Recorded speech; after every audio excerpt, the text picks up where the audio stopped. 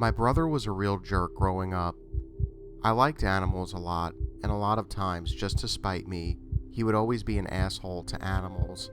I once had a cat, and he would take it and throw it into the laundry dryer and turn it on for a minute. Then he would open the door and the cat would bolt out of it. He would also put it into a bucket and hold it in there and hang the bucket from a tree branch. Then he would pull the tree branch down and launch the cat into the air like a catapult. The poor cat would do several somersaults in the air before luckily landing on its feet and running away. He would do all of this dreadful stuff and then just laugh at me when I cried and tried to get him to stop. The worst thing my brother ever did to an animal happened one late summer night. Our parents were out of town and my brother was watching me and our other brother. As much of a jerk as he was, he did let us stay up late, and that was pretty nice. We had a nice house in the country, and it was nice to stay up late in the summer. On the first night that my parents were away, around midnight, we heard this barking and growling out in our front yard. Obviously some dog was out there. I looked out the window and saw a ragged husky standing right off our front porch. The poor thing looked like it had been through hell. It was dirty and had patches of hair missing in places, and it may have been sick. We ignored it for the most part because dogs in the yard were not an unusual thing. Eventually, it left. The following night, close to around midnight, again, we heard the dog barking again. When I looked out the window, it was the same old husky. It was odd that the dog had come back around the same time, but we didn't really give it too much mind. Again, dogs in the yard were not an unusual thing. After a while, it left. We heard the dog barking again around midnight the following night. As I had done the nights before, I checked out the window and saw the husky that I had seen each time. I told my brother that I was a bit scared that this dog kept coming back. Well, telling him that was my mistake. Letting my brother know you're scared is never a smart thing to do. He began making fun of me, teasing me that the dog was going to get into the house and get me. He occasionally would go to open the door to pretend that he was letting the dog into the house. My other brother and I would cringe and scream for him to close the door again. He would, but our fear just made him tease us even more. At one point that night, my brother grabbed my cat and tormented me by grabbing it and threatening to throw the kitty out the door so the dog could kill it. While I was crying and begging him to stop, he was teasing me and he opened up the door just a little bit. He was shocked to see that dog, a ragged-looking husky, was right at the door. It began barking loud when my brother opened the door and it startled him. The cat freaked and clawed the hell out of my brother's hand, got loose and immediately ran in the opposite direction. My brother was obviously pissed off, but he couldn't take it out on the cat. He decided to take it out on the dog. The most traumatizing thing I ever experienced in my life happened next. My brother ran into our parents' room and grabbed my dad's shotgun. We begged him not to, but his hand was bleeding from being clawed and he was angry. He took the gun and went outside, slamming the door in our faces. Then right in front of our eyes, as we looked out the window, we saw our brother shoot and kill that husky with the shotgun, while my other brother and I screamed and cried. My brother then came back in and dragged us both out in the dark with him. He made us grab shovels and we had to go and bury the dead husky. It was terrible. The shotgun blast had tore the poor thing to shreds, and it was traumatizing to see an animal looking like that. It was past midnight and hot outside, and we lived way out in the country. We were both in shock from what we had seen, and here we were digging a grave for a poor husky who hadn't done anything wrong other than come into our yard. It took close to 2 hours, but we finally got the dog buried rather deep. The next day was hell for my younger brother and me. My older brother just brushed off the entire incident as if it were nothing. I had never really known anyone to care so little for the life of an innocent creature than my brother did for that husky. After a dreadful day, we were trying to watch some movies later that night to get our minds off what had happened. When midnight approached, I heard the scariest thing I had ever heard in my life. I heard the exact same bark as we had heard the past 3 nights, and it was right out on our front yard. My older brother looked really shocked, but it was nothing compared to how he looked when he got up and looked out the living room window. My brother turned completely white and his jaw fell open. I moved to get up to look out the window with him, but he told me to sit down. He actually closed the drapes and ran over to the front door and locked it. Then he came back over to the couch and sat down with the two of us. He kept looking at the window until the barking eventually stopped. That was the last night that we ever heard the barking. My brother dug up the grave of the husky but never told us whether the dog was still buried or not. I'm not 100% sure what really happened that night, but I will tell you one thing. I have never seen my older brother be cruel to an animal since. The woman in the attic. When I was 12, my dad got a really good new job, and we found a new house in a really nice area of town. It was the first time we ever moved, so it was a bit of an adjustment for me, even though it was in the same town and I didn't have to change schools. One thing that helped was that I really liked the house. It was a brick building that had 3 floors and an attic. It was also enormous and obviously very old. The doors to all the rooms were wooden and had actual keyholes. I had never seen actual keyholes except in cartoons. The floors were old hardwood that creaked when they were walked upon. This house was like nothing I'd ever seen before. It didn't take long for me to explore the entire house. It had a lot of extra rooms in it, and my mom had plans on using them for various things, like a study and a sewing room. It even had a library, which was pretty cool because I loved books. A few months after we had settled into the house, while we were eating dinner one night, my older brother said something really interesting. He told my mom that there was an old woman up in the attic. "Stop trying to scare your little brother," my mom told him. He insisted that he was not trying to scare me. My mom didn't believe him though, because he was always trying to scare me. When my brother continued to insist, my dad put his foot down and told him to stop. My brother would never defy my father, so he stopped, but I could tell he was very displeased. The following day, my brother had gotten home from school before I did. Both of our parents were at work, so we were home alone. When I was in my bedroom and changing out of my school clothes, my brother came in to talk to me. He told me he wasn't trying to scare me the previous night. I told him I believed him, although I really didn't. He then asked me if I wanted to go up into the attic and see the old woman. I declined, telling him that I had a lot of homework to do. He then proceeded to tease me, as big brothers tend to do, calling me a chicken and such. I eventually gave in, and he and I went on our way. The entrance to the attic was on the 3rd floor of the house. It was a steep staircase that led up to an old door. I had been in there a few times since we had moved in and really had no problem with it. I could understand how it could have been scary, but I always just thought it was just as cool as the rest of the house was.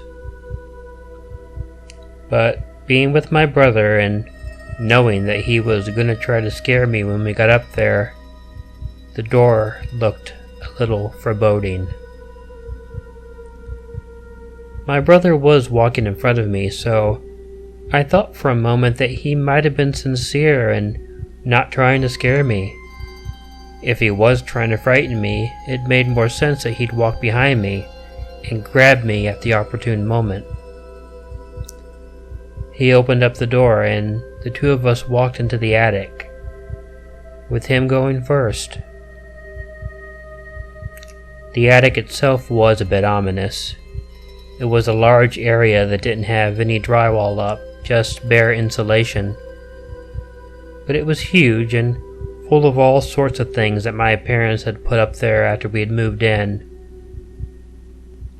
My brother pointed over to a Christmas tree that was sitting in the corner in the room.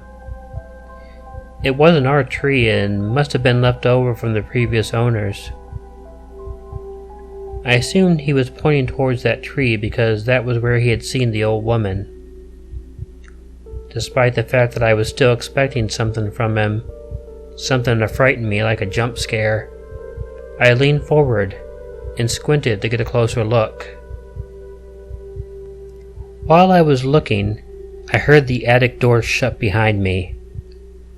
Angry that I had fallen for the trick from my brother, I turned around and saw him standing away from the door, true fear in his eyes. He was looking at that tree, so I turned around and looked at it again. Standing right behind the tree and looking at us through the bare branches was what looked like an old woman peering at me through the branches. I began to back up towards the door even though I knew it was not going to do me any good.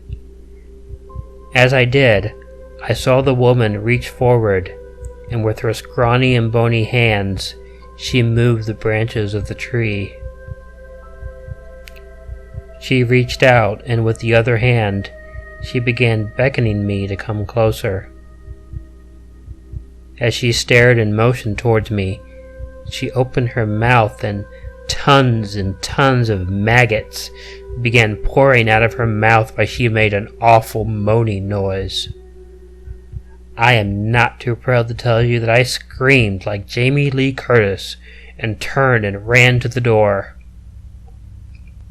Although it had slammed shut, I was happy to know that the horror movie cliché of a slammed door becoming inexplicably locked did not apply here.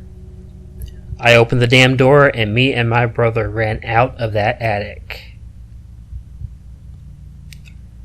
I told my parents what had happened later, but they never believed me.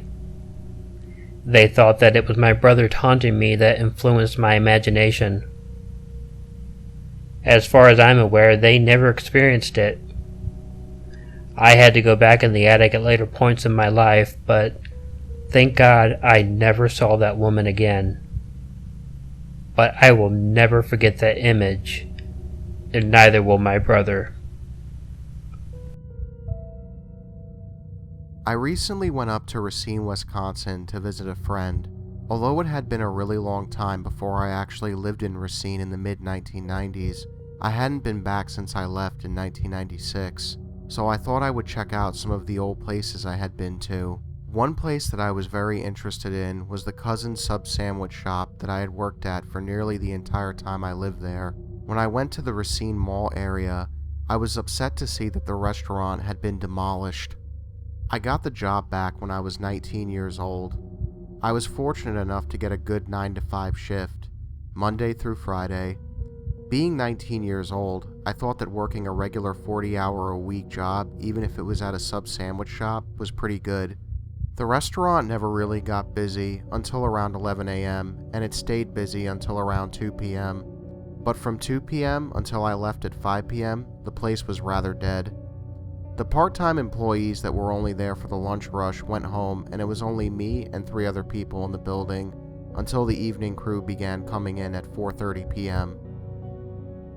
The reason I bring all of this up is to give you an idea of how isolated it seemed. After 2 p.m., the manager went into her office to do paperwork. The other 2 employees went into the back room, one to slice meat and the other to cook bread. And I would always stay out behind the counter to take the occasional order, but I would get so bored just standing there that I began to go out into the dining room to clean. The dining room was huge and painted a very dark blue color. There was a smoking area that was set furthest away from the counter that was down a few steps. Although it was set lower, I would still have a clear view of the whole dining room while I was down there cleaning. About a month after I began working there, I was cleaning when I could have sworn I heard someone whisper my nickname into my ear. Jack. I looked up from the table I was cleaning to look around. No one else was in the dining room with me. I figured it must have been my imagination, so I went back to cleaning. No more than a minute later, I heard it again, and it sounded like someone was behind me and whispered in my ear, "Jack." I spun around, expecting to see someone there, but there was no one behind me. By this point, I was beginning to feel very apprehensive about being in the dining room by myself. I wasn't sure if I could be imagining it or what. But each time I went back to wiping up the tables, less than a minute would pass before I heard someone whisper in my ear, "Jack." While after having this happen over and over again, I just couldn't remain in the dining room any longer. I took my towel, and while carefully watching all around me to see if anyone was around or would be following me, I made my way back behind the counter. When I closed the door and walked by the office, the manager noticed that I looked rather shaken up. She came out of the office and asked me if something was wrong. Looking up at her, I replied, "The weirdest thing keeps happening to me out in the dining room." The manager smiled before I had a chance to go on. She asked me, "You're hearing someone whispering your name in your ear, aren't you? It happens all the time here. We've just accepted that the place is haunted, but it's pretty harmless. Don't let it creep you out too much, John." I couldn't chalk it up to someone in the store playing a trick on me, though you see, Jack was the nickname everyone called me in high school, and I never used it at work. I always used my real name, John. I hadn't even told the people I work with that my nickname was Jack. But for some reason, whatever that was whispering to me in the dining room of that sub-restaurant, it knew that my nickname was Jack. How did it know? Spending the night. This isn't a long story, but it is easily the scariest thing that has ever happened to me in my entire life. When I was a younger child, I was deathly afraid of the typical things: monsters in the closet or hiding under my bed. I would always have to check both of them before going to sleep, and it became a routine. I would go over and open the closet door, have a look around, and then close and latch the door. Afterwards, I would go over and kneel down in front of my bed and peer under it. After I confirmed that there was nothing under there, I would go turn off the light and then hurry over to my bed, which was placed up against the wall, and keep myself up against the wall until I fell asleep. I always felt silly in the morning and promised myself that I would not do it the next night. But regardless, when the next night rolled around, there I would be, checking in the closet and then under my bed, before turning off the light and laying against the wall. I was about 11 years old when, for the first time, I had a friend spend the night. My parents had a weird rule that we couldn't have friends stay overnight until we reached the age of 11. I don't know why. But anyway, my friend Kevin and I watched some scary movies after my parents went to bed. When we were done, we went into my room. He had a big sleeping bag on the floor that was right around my bed. It was a sleepover, so we weren't really planning on going to sleep right away. We just laid down and started chatting. As I was laying on my bed and he in his bag, he suddenly got up and went over and turned out the light. Actually felt a jolt go through me because I hadn't expected him to do that. As Kevin got back in his bag and we continued to chat, I found that doing so became somewhat strained. For the first time I could remember, I was in my room, and in the dark, without having checked either the closet or under the bed for intruders. And the fact that we had both watched scary movies really didn't help. While we laid in the dark talking, Kevin seemed to realize that I was somewhat tense as we talked. He made some bad gay joke that I was scared he was going to make a move on me, and we both laughed a little bit. I tried to relax for a while, and we kept chatting, but it wasn't long before Kevin had drifted off and stopped responding to me. Laying there awake and somewhat alone was a bit frightening. I tried to close my eyes and just go to sleep, but it was too difficult. I knew I just had to do my routine or I wouldn't be getting any sleep that night. I couldn't turn the light on without Kevin waking up, but I had a little book light on my nightstand, so I grabbed it.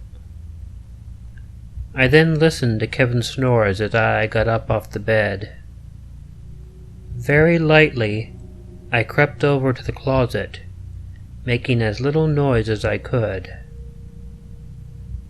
I turned the doorknob very slowly until I heard it click. Then, opening it up a little bit, I shone the booklight into it and confirmed that it was indeed empty. I then closed the door and made my way back to the bed. I crawled up onto the bed because I figured that I could just lean over and peer under it. I took the light and slowly looked over the side. I switched on the book light and found myself looking straight into the eyes of a little boy hiding under my bed. I jumped really quick and dropped the book light on the floor. Kevin came out from under the bed, laughing his butt off at me. Crawling out from under the bed, he told me he was sorry, but he couldn't resist when he woke up and saw me checking out the closet. He had to try and scare me. I appreciated that. I mean, that's what male friends do to each other. Still, I asked him to turn on the light for me so I could calm down a little bit. He got up and went over to the light and flipped it on. When Kevin looked at me, though, he turned as white as a sheet. I followed his gaze, which was towards the foot of my bed, and saw what had scared him. A little girl about our age was standing at the foot of the bed, wearing a nightgown and holding a teddy bear. The worst part was, she didn't have a face. She was quiet for a moment, and then said, "I like to play." And then she was just gone. Kevin stood there for a moment before asking, "Can I sleep in your bed tonight?" "Yes," was my only response.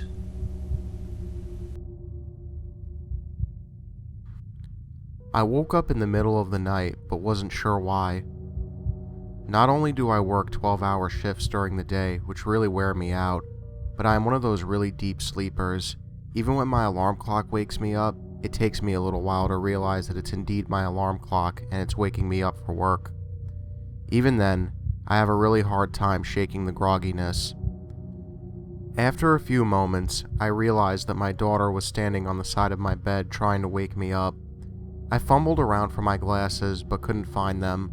She kept pulling on my shirt sleeve and I gave up on finding them. My wife was out of town, so I had the whole bed to myself and had somehow rolled all of the way over onto the other side of the bed and would have been lucky to find them with how exhausted I was. I gave up and just asked my daughter what was wrong. "There's a ghost in my room," she told me, the fear evident in her voice. Now, if my wife had been home, she would have let the girl climb into bed with us. I, however, really didn't like that. Kids have to get over being scared of the dark, and that's not going to happen if parents continue to baby them and indulge their fantasies about ghosts and monsters. "Honey, there's no such thing as ghost," I told her. "You need to go back to bed because Daddy has work in the morning and you can't go to school all tired." "But Daddy," she protested, "there really is a ghost in my room. I swear there is." I groaned. I didn't believe in this sort of nonsense, and I wasn't happy that my daughter was obviously believing in it. I rolled over and managed to pull myself up to a seating position. "Sweetheart, there's no such thing as ghost," I assured her. "Whatever is in your room, it's just in your imagination. Now you need to go back to bed." My daughter stopped for a moment and seemed to be thinking about what I said to her. "Okay, Daddy," she replied. "Could you at least check out my room for me to make sure?" It wasn't the sort of thing I like to do, but it really seemed to be the best way for me to be able to go back to sleep. "If I check your room out, will you go back to sleep?" "I promise," she told me. I got up out of bed and I followed my daughter out of my room and into the hallway. I felt like I was drunk as I was walking down the hallway. I was so exhausted that I kept teetering back and forth. The one thing I knew was that when I got back to bed, I would not have any problem falling back to sleep. When we got to the room, my daughter jumped into bed and got under the blankets. "Check in the closet, Daddy," she told me. Slowly, I made my way over to the closet, grabbing the door. I rolled it slowly open and looked in it. Of course, there was nothing there. I let my daughter know this, and she seemed very pleased. "Will you check under the bed for me too, Daddy?" she asked me. "Will you go right to bed after I do?" I asked her. "I will, I promise," she responded. Staggering over to my daughter's bed, I grabbed the side of the bed frame to steady myself. When I had the leverage I needed, I lowered myself down, pulling back the blankets. I peeked under the bed. Much like I had expected, there was nothing under the bed. I was about to straighten myself back up when my groggy head cleared up, and suddenly I realized something. My daughter had gone with my wife to visit her parents, and I was in the house alone. I felt like my heart stopped. As I wondered then what was on the bed, I quickly jumped up to my feet, and there was absolutely no one on the bed. Nervous now, and just a little bit scared, I jumped away from the bed. It was like I half expected something to reach out and grab my leg. Shakily, I made my way back to my bedroom. I turned the lights on because I will admit I was a bit scared. I repeated the routine I had done in my daughter's room. I checked under my bed and in the closet, and I slept with the light on. When my wife got home, I told her what had happened, and she actually got a pretty good chuckle out of it. Now, whenever my daughter comes into my room claiming a ghost or a monster in her room, I let her crawl into bed with me. The laundry room. During my first year in the dorms, I lived on the top floor of a 10-story dormitory. The laundry room for that building was all the way in the basement. I hated going up and down the elevator over and over again just to switch my laundry over and then return to my room.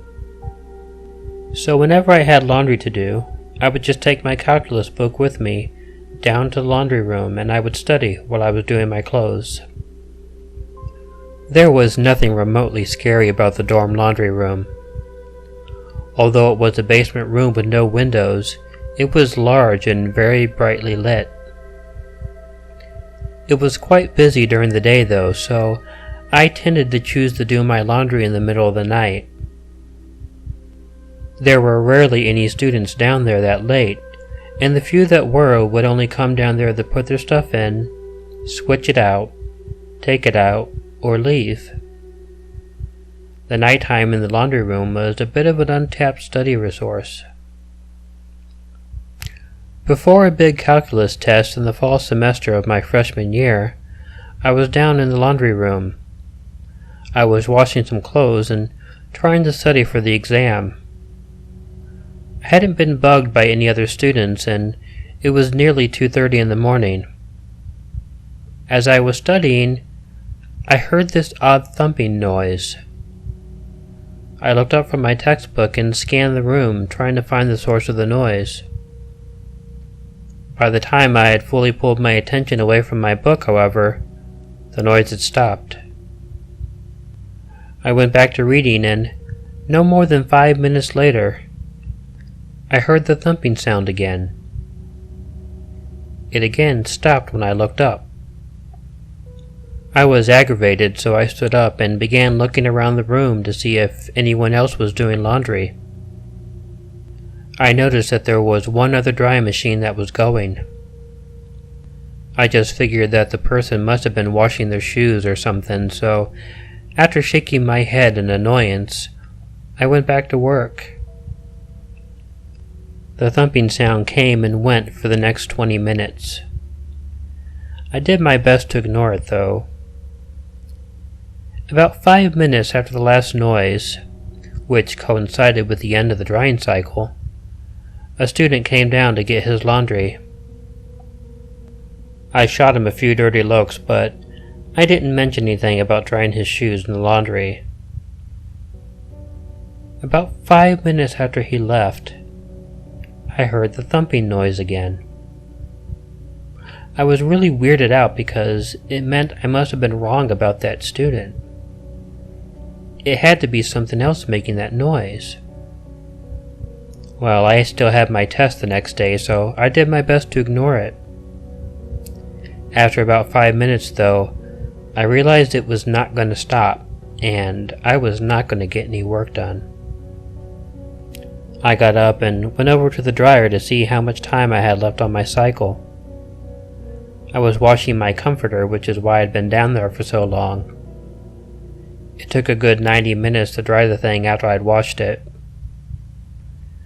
I noticed that it had 10 minutes left on it, and I sighed in relief because I knew I could go back to my room soon. As I turned to walk away, I noticed that the thumping noise seemed to be coming from my dryer. I was confused because I only put the comforter in the drying machine and there was nothing in it or on it that should be making a thumping noise. I became very irritated because if someone had put something into my machine as a joke, I would have to wash the damn comforter out again, and then I would never get out of that basement.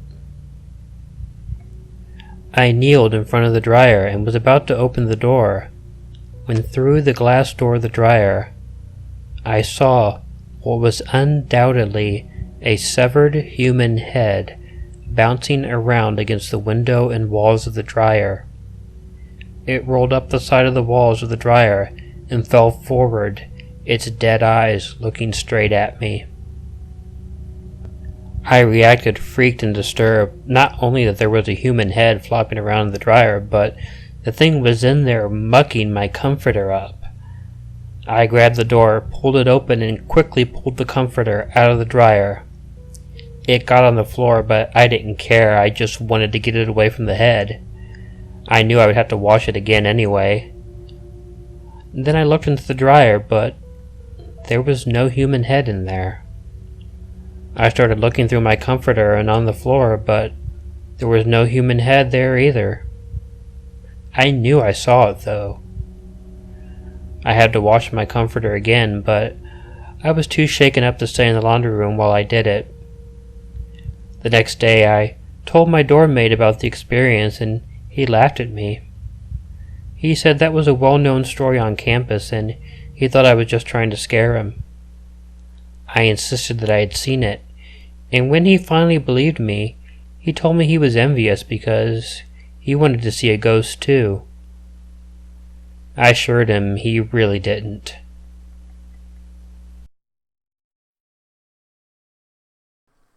Hey guys, thank you all for watching Killer Orange Cat and I's collaboration. I just want to give a big thank you to Killer Orange Cat. Thank you so much, man, for doing this collaboration with me. It was a lot of fun working with you, bro. And another big shout out goes to Cosmic Ink. Thank you so much for doing the thumbnail.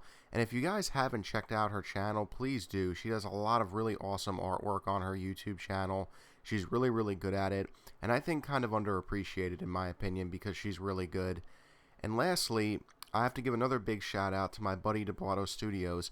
If you guys haven't subscribed to him yet, please do. He's been a really big part of this channel's growth, as Killer Orange Cat's growth as well. So please give those 2 or 3 people, I should say, a subscription and go give them a look for me, because they're all really good people. And lastly, well, the subscriber rate on my channel has went up to 400 or over 400 by now, and I'm not gonna lie, I feel like every time I do these videos, I'm always like flabbergasted at how many people have subscribed to me. It's really honoring and it's really awesome, you know, and I have Killer Orange Cat to thank for that. I have Deblotto Studios, and I have Cosmic Inc. to thank for that too. So seriously, guys, thank you so much. And if you guys haven't, please check out Killer Orange Cat's channel. I know I said that already, but to check out most of these channels. But in all honesty, guys, thank you so much for subscribing to me. Thank you so much for supporting this channel. So I love all you guys, and just remember, the best ideas always come out of nightmares.